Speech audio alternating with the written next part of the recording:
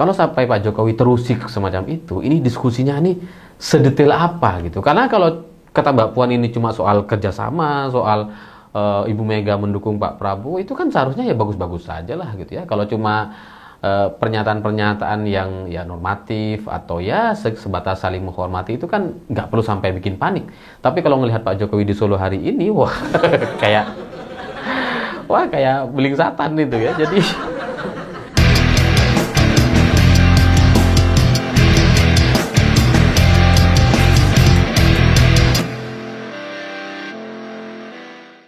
selamat malam semuanya. Setelah Presiden Prabowo dan Ibu Megawati bertemu di Jalan Tuku Umar kemarin, ternyata situasi mental atau kondisi Pak Jokowi di Solo jadi semakin kelihatan.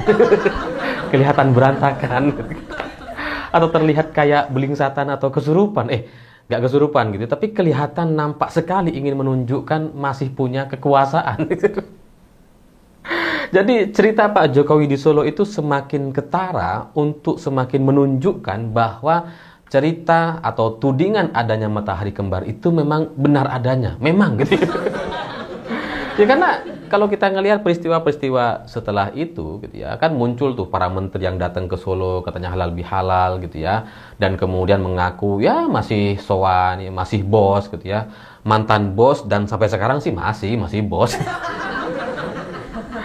Tapi itu kemudian berita yang tenggelam begitu saja, kalah heboh dengan ijazah palsu, mungkin karena cerita-cerita semacam itu sebelumnya sudah pernah terjadi gitu. Seperti Budi Ari atau menteri-menteri yang lain datang ke Solo minta arahan gitu ya, atau wakil menteri kehutanan melapor gitu ya. Ada usulan-usulan atau melapor hasil kerja-kerja kepada Pak Jokowi misalkan gitu ya. Jadi cerita menteri yang datang sowan ke Solo untuk kemudian mendapatkan arahan, meminta masukan, berkonsultasi kepada Pak Jokowi, bahkan mengaku masih bosnya gitu ya, itu menjadi datar-datar saja. Ya karena mungkin sebelum-sebelumnya sudah pernah ada beritanya gitu ya, dan sudah berkali-kali terjadi sehingga dianggap ya udahlah gitu ya, sekalipun salah dianggap nggak salah. Makanya kemudian beritanya datar-datar saja. Dan setelah itu meningkat lagi dengan kemunculan Khofifah, Pangdam Brawijaya dan Kapolda Jawa Timur yang 3 orang ini bersama-sama datang ke Jokowi gitu ya. Ini semakin meningkat nih penggunaan atau pertunjukan kekuasaan atau pertunjukan matahari kembarnya gitu ya, supaya kelihatan wah memang berkuasa. Ya meskipun sekali lagi beritanya juga kemudian cepat turun karena ya mungkin sebelumnya Khofifah juga sudah pernah ke Solo gitu ya, sudah bukan yang pertama kali datang ke Solo untuk kemudian sowan atau meminta arahan atau meminta petunjuk kepada Pak Jokowi, sehingga beritanya datar saja dan kemudian cepat turun. Dan yang terbaru ini ternyata ada sekelompok perwira muda Polri yang datang bersama-sama kepada Pak Jokowi di rumahnya untuk mendapatkan arahan. Nah ini baru ini. Jadi semakin meningkat gitu ya, dari mulai menteri yang sowan, wah kurang greget nih, muncul Khofifah dengan Pangdam dan Kapolda, kelihatan akan greget tapi kok ya sudah layu begitu saja. Hari ini muncul lagi perwira muda Polri dan ini menjadi berita yang sangat hangat sekali dan penuh perbincangan di media sosial hari ini. Karena ini baru pertama kalinya yang terekam ke media. Pertama kalinya ini ada fotonya. Mungkin kalau sebelumnya ada elit-elit dari Polri pernah bertemu dengan Pak Jokowi atau menghadap kepada Pak Jokowi, itu nggak ada rekamannya, nggak ada foto-fotonya. Tapi ya sekarang ini ada perwira muda dan itu sangat menunjukkan bahwa Jokowi memang seperti masih sangat berkuasa. Karena ya gimana gitu, para perwira muda Polri jauh-jauh datang ke Solo meminta arahan. Itu kan artinya mereka harus keluar uang mahal, transportasi ke Solo mahal. Jadi ini sekarang menjadi perbincangan hangat karena ya ini adalah peristiwa baru, sebelumnya belum pernah terjadi, dan ini dipertontonkan kepada kita semua untuk menilai bahwa cerita matahari kembar itu nampaknya memang ada dan benar adanya. Dan selanjutnya pertanyaannya, kenapa Pak Jokowi seperti ingin menunjukkan kekuasaannya gitu. Jadi apa yang coba dicapai oleh seorang Jokowi dengan mempertontonkan, menunjukkan dia sangat berkuasa, dia masih bisa ngasih arahan, dia masih bisa beri petunjuk kepada Polri gitu ya. Ini untuk apa gitu ya? Atau pertanyaan selanjutnya, penyebabnya apa? Kenapa harus menunjukkan gitu? Karena kalau orang gitu ya, ini kalau kita bicara di kondisi yang lain seperti misalkan kekayaan, kalau orang kaya gitu ya, dia nggak perlu menunjukkan kekayaannya gitu. Tapi kalau sampai orang kaya kemudian menunjukkan kekayaannya, itu pasti biasanya dia sedang terusik tuh biasanya gitu ya, atau ada orang yang meremehkannya, ada orang yang tidak mempercayainya sehingga dia perlu menunjukkan, dia harus flexing dan mempertontonkan bahwa dirinya itu kaya dan layak dipercaya. Apakah itu yang sekarang sedang terjadi kepada Pak Jokowi gitu? Karena mungkin merasa sedikit diremehkan, gitu kan? mungkin sedikit tidak dianggap gitu ya dalam percaturan politik di Indonesia, sehingga Pak Jokowi merasa perlu untuk kemudian memberikan arahan kepada perwira muda Polri kemarin gitu ya. Nah, kalau Pak Jokowi merasa diremehkan, merasa tidak dipercaya, merasa tidak diajak gitu ya, atau tidak terlalu dianggap dalam percaturan politik di Indonesia atau di nasional, maka peristiwa yang paling dekat dengan itu adalah peristiwa pertemuan antara Presiden Prabowo dengan Ibu Megawati. Karena Jokowi nggak diajak. ya mungkin gitu ya, Presiden Prabowo dan Ibu Mega tidak berniat untuk meremehkan. Toh ini cuma pertemuan biasa. Toh kalaupun ini pertemuan yang penting, ya itu menjadi keputusan dua orang, dua ketua umum partai yang sama-sama punya partai, yang sama-sama pernah jadi presiden gitu ya. Jadi ya pertemuan dua orang ini ya biasa-biasa saja seharusnya gitu ya, dan mereka tidak ada niat untuk meremehkan Jokowi.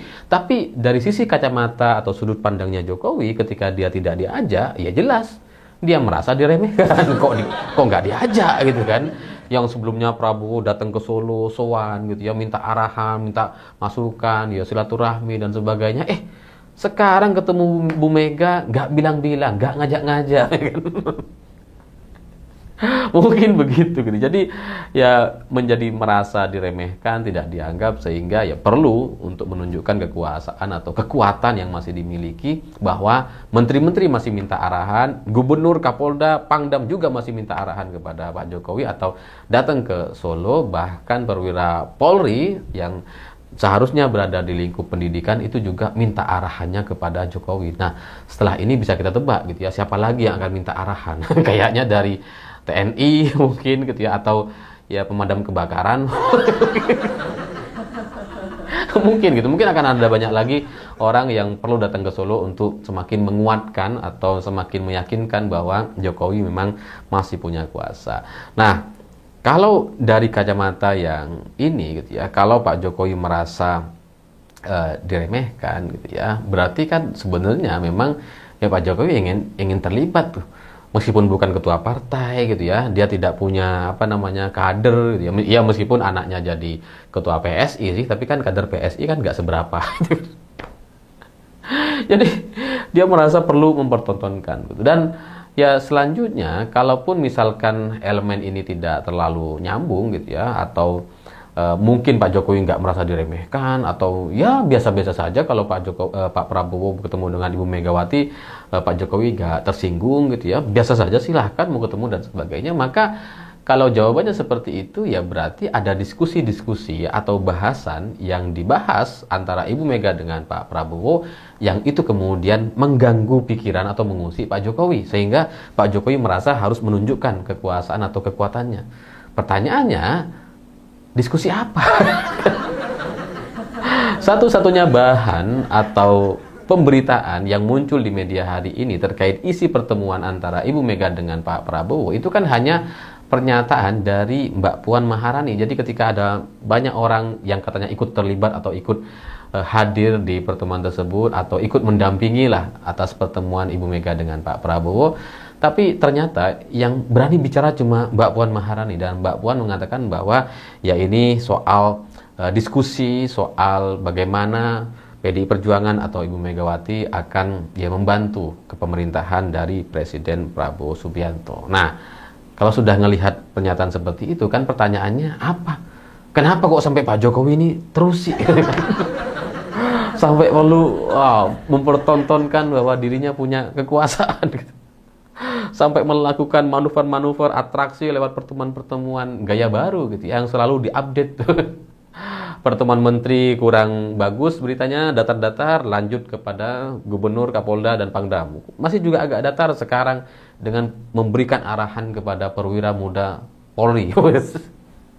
Setelah ini entah apa lagi. Jadi ya ini semakin meningkat dan itu menunjukkan bahwa pertemuan antara Ibu Megawati dengan Pak Prabowo yang sejatinya itu seharusnya tertutup, yang seharusnya itu tidak perlu disampaikan ke media bahwa sudah terjadi pertemuan seperti halnya pertemuan sebelumnya atau Zoom yang dilakukan antara Ibu Mega dengan Pak Prabowo, yang seharusnya nggak ada klaimnya atau disampaikan ke media oleh orang-orang terdekat Pak Prabowo gitu ya. Kenapa ini kemudian sekarang jadi muncul gitu ya. Dan selain itu pertanyaannya, kalau sampai Pak Jokowi terusik semacam itu, ini diskusinya nih sedetail apa gitu. Karena kalau kata Mbak Puan ini cuma soal kerjasama, soal Ibu Mega mendukung Pak Prabowo, itu kan seharusnya ya bagus-bagus saja lah gitu ya. Kalau cuma pernyataan-pernyataan yang ya normatif atau ya sebatas saling menghormati, itu kan nggak perlu sampai bikin panik. Tapi kalau melihat Pak Jokowi di Solo hari ini, wah kayak beling satan itu ya. Jadi mungkin gitu ya, pertemuan antara Ibu Mega dengan Pak Prabowo kemarin itu sudah membahas beberapa detail yang kemudian bisa mengubah peta politik nasional dalam beberapa bulan ke depan. Jadi ya kalau ngelihat dari pernyataan Mbak Puan bahwa ini soal kerjasama, soal bagaimana Ibu Mega, PDIP akan mendukung pemerintahan Pak Prabowo, kalau diartikan dalam sebuah kerjasama yang total, artian full PDI Perjuangan akan mensupport, benar-benar akan mensupport atau mendukung, ya maka itu artinya memang Pak Jokowi jadi nggak punya tempat gitu. Ya karena kalau PDIP mendukung gitu ya, ya Pak Jokowi mau ngapain lagi? Dia mau bertindak sebagai apa gitu? Sebagai bapaknya Kaisang, sebagai bapaknya ketua umum partai PSI misalkan, ya nggak dianggap loh PSI bukan siapa-siapa gitu ya. Masih 0, nggak punya wakil di Senayan gitu. Jadi ya Jokowi jadi tidak punya tempat kalau sampai PDI Perjuangan bekerja sama atau mendukung presiden atau pemerintahan Prabowo. Karena ya dengan begitu kalau PDIP ada di situ dan Ibu Mega ada di situ atau siapapun ketua umum partai PDI Perjuangan setelah ini gitu ya, itu kan jadinya ketua-ketua partai di koalisi Kim hari ini jadi tidak lagi melihat Jokowi sebagai satu-satunya rujukan. Karena ada PDI Perjuangan yang bisa melakukan gerakan yang berbeda jauh dari apa yang dilakukan oleh Pak Jokowi gitu ya. Dan itu lebih konkret karena masanya ada di Senayan, ada kader-kadernya di Senayan. Jadi praktis semua ketua umum partai akan punya pemikiran yang berbeda dibandingkan hari ini yang masih tunduk atau masih mengacu kepada apapun yang akan disampaikan oleh Pak Jokowi. Seolah-olah masih bisa dikendalikan ya, meskipun sebenarnya tidak terkendali. Tapi kalau ada PDIP, ya PDIP bisa melakukan hal yang berbeda. Dan ketua-ketua partai Kim Plus punya perbandingan, punya pilihan jadinya. Mau ikut yang Solo atau ikut yang Tuku Umar. Jadi itulah yang mungkin akan membuat Pak Jokowi jadi semakin tidak diperhitungkan, semakin tidak diajak dalam diskusi-diskusi kepentingan nasional, atau mungkin juga semakin diremehkan atau dipinggirkan. Dan kemudian setelah itu bisa kita tebak pengaruhnya jadi ya nggak ada apa-apanya, dan 2029 Gibran mungkin tidak akan bisa lagi maju sebagai calon wakil presiden ataupun calon presiden seperti yang dikehendaki. Ya meskipun PSI bisa aja mengajukan, tapi kalau partai-partai yang lain ini mendukung calon yang berbeda, ya peluang menang Gibran itu sangat tipis sekali. Dan itulah yang nampaknya sedang sekarang dilakukan oleh banyak pihak dan menunggu apakah operasi atau rencana-rencana itu sesuai dengan apa yang diskenariokan. Saya pikir itu. Terima kasih sudah menonton. Begitulah kura-kura.